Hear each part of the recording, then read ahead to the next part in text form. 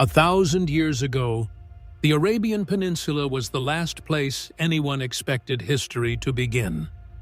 A harsh desert, scattered tribes, forgotten gods. No great cities, no marble palaces, no kings. And yet, from this barren land, a force would rise. One that would conquer empires and change the world forever. How did it happen? How did one man and one message ignite a movement that stretched from Spain to India? This is the story of 1,000 years of the Islamic world, a story of warriors and poets, of faith and empire, of brilliance and betrayal. And it all began in the desert, with one voice that refused to be silenced. But that voice would soon challenge the world's greatest powers and change history forever. The prophet and the birth of a new world.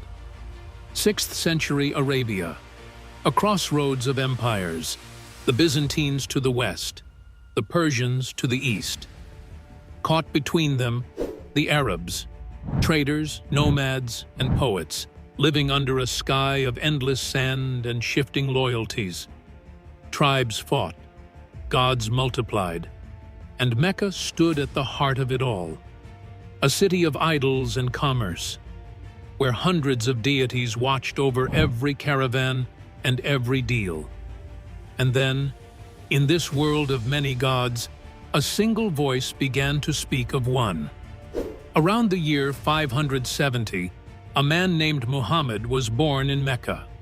According to Muslim tradition, he would one day receive a message that would shatter the old world, a revelation that there is no God but God, and that all people, no matter tribe or tongue, stand equal before him. At first, few listened.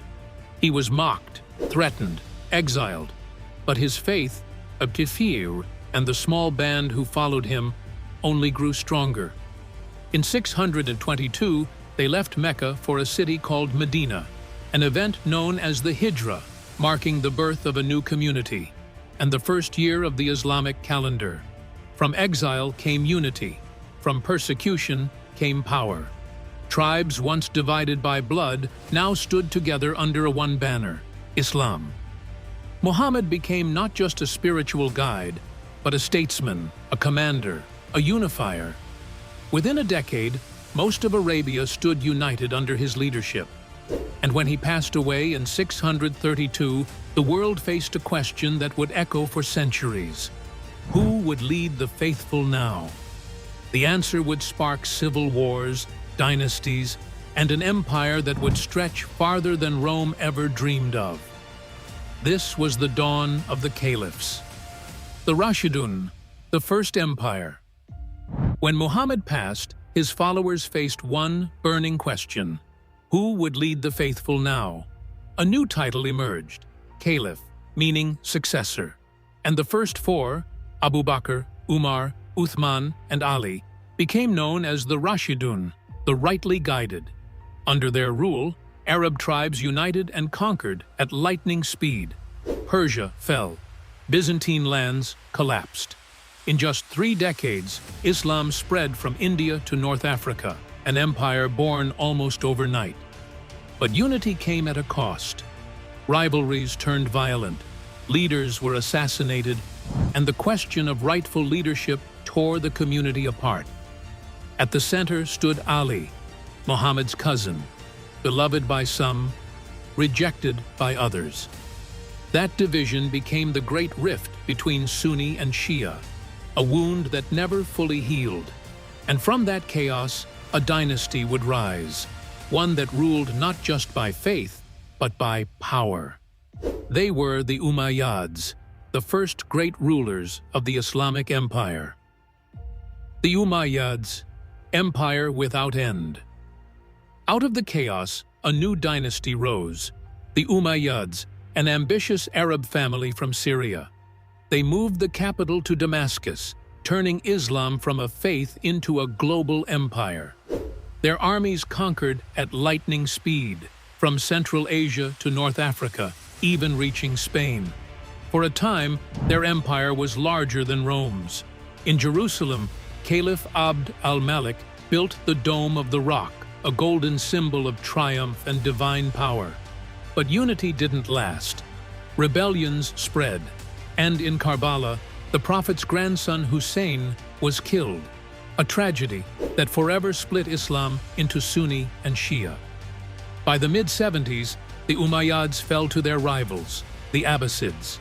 A bloody night ended a dynasty and began an age of brilliance. The world was about to witness Islam's Golden Age, and it would all begin in a city called Baghdad.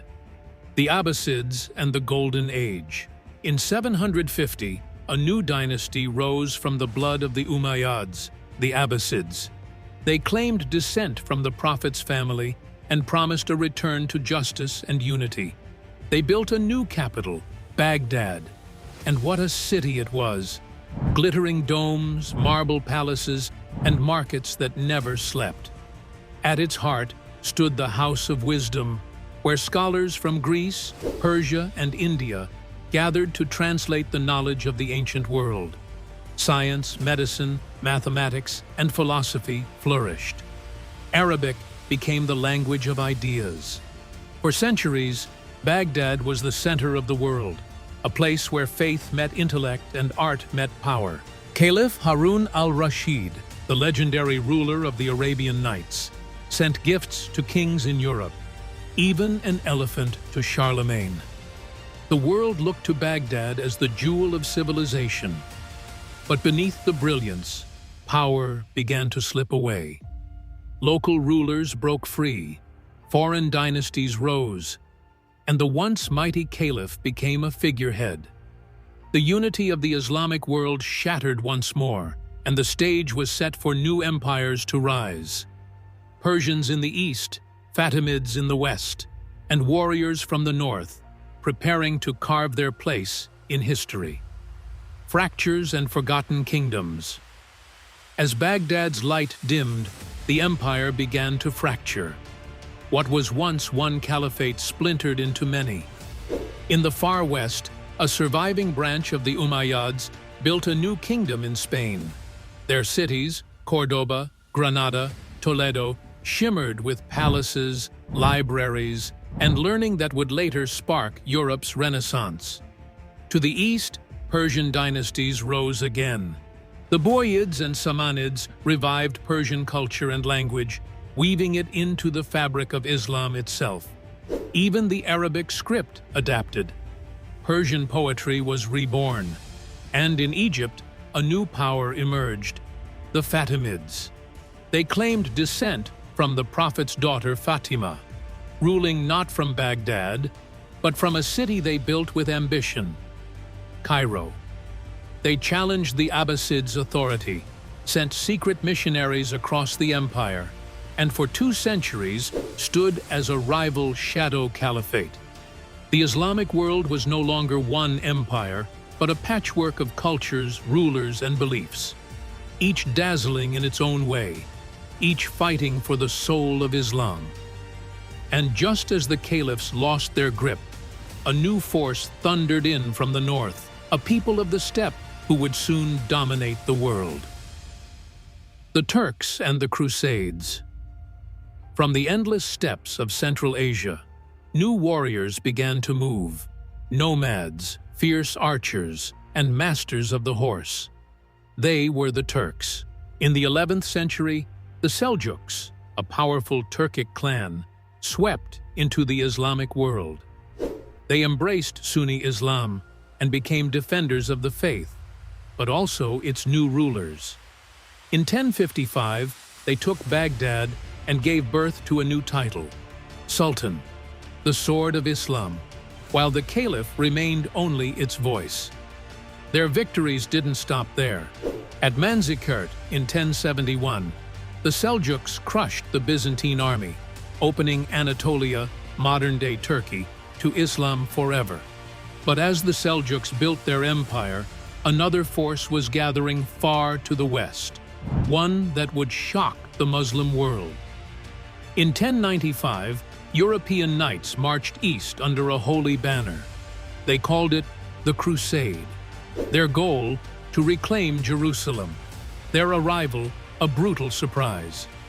For 2 centuries, Crusaders carved states along the coast, but Muslim leaders soon united under one man, Saladin, a Kurdish warrior who defeated them at Hattin and reclaimed Jerusalem for Islam in 1187. The Crusaders' hold was broken, but their wars had changed everything, and new storms were already forming on the horizon.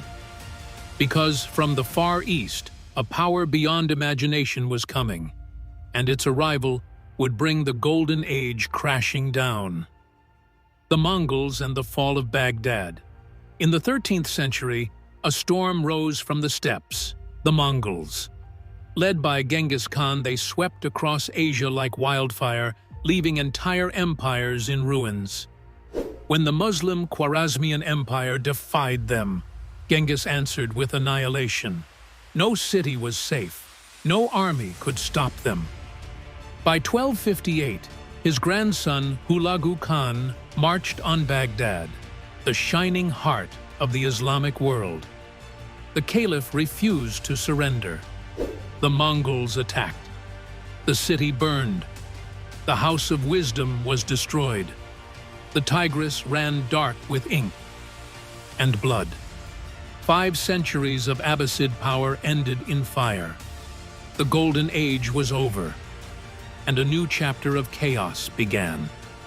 But even as Baghdad fell, new rulers would rise from the unlikeliest of origins, former slaves who would become the saviors of Islam. The Mamluks and the Age of Empires. From the ruins of Baghdad, a new power emerged, the Mamluks of Egypt. Once slave soldiers, they rose to command armies and seize the throne themselves. When the Mongols advanced, the Mamluks stood firm. At the Battle of Ain Jalut in 1260, they achieved the impossible. They stopped the Mongol tide. Their victory saved the Islamic world. The Mamluks became rulers, defeated the last Crusaders, and revived a symbolic Abbasid Caliphate in Cairo.